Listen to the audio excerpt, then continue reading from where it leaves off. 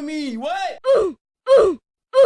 Many DoorDash drivers find themselves asking this very question in today's market because not only is the pay low, but DoorDash straight up rob you. They'll take your money right out your account. They'll deactivate you without cause, and if you get deactivated, you will not receive any of that payment. There's been a lot of pushback with recent legislation that's been passed in certain states, and DoorDash don't like it. They limiting the access to the platform. They making folks schedule. I want to know, is it time to quit DoorDash? I myself have already stopped DoorDashing because of multiple reasons. One, I'm deactivated. Two, I quickly learned that, it's no money left in DoorDash unless you're in certain programs.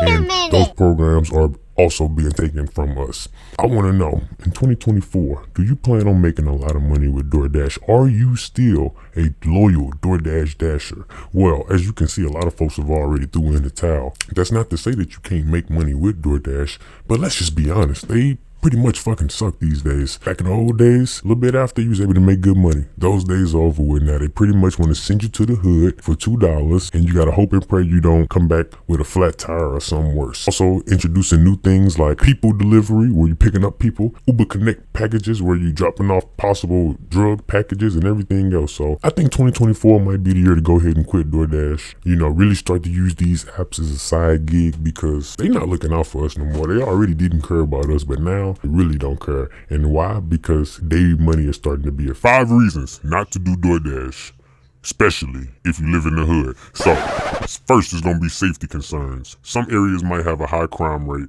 or present higher chance for safety concerns. DoorDash drivers might feel uncomfortable delivering in certain neighborhoods due to the potential risk involved. Next, we're going to talk about the payment issues. DoorDash, they be robbing people. In some areas, DoorDash customers might be more prone to payment problems, such as declined cards or attempting to scam the delivery driver.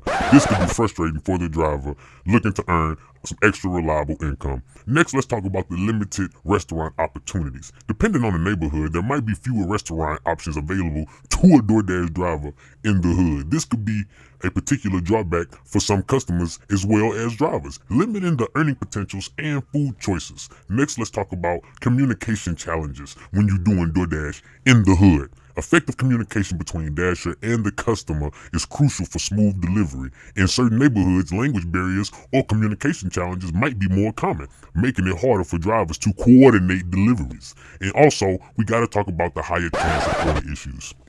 Areas with higher density of DoorDash orders might experience more issues like missing items, order mistakes, or delays. And we all know the customer is always going to blame you. This could be both frustrating and time consuming for the driver, impacting the overall experience. So look, remember, these are reasons why it might not necessarily be a good idea to do DoorDash in the hood. Now, there certainly may be many successful DoorDash drivers who operate in diverse neighborhoods, but it's essential that you understand and assess your own comfort level when it comes to these specific conditions. This message is brought to you by ChatGTP. Man, stop playing with me. What?